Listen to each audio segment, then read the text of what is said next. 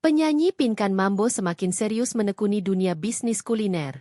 Setelah sebelumnya sukses dengan usaha donatnya, mantan rekan duet Maya Estianty itu kini mencoba berjualan pisang goreng. Seperti ciri khasnya, Pinkan Mambo tidak menjual produknya dengan harga biasa.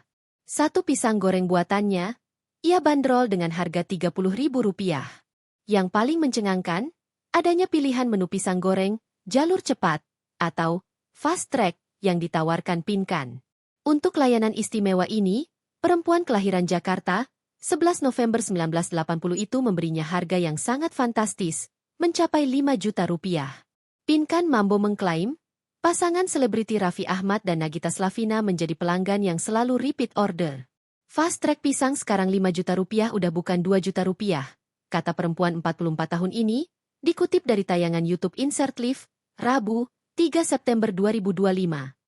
Nagita Raffi itu ulang-ulang pesan, sambungnya.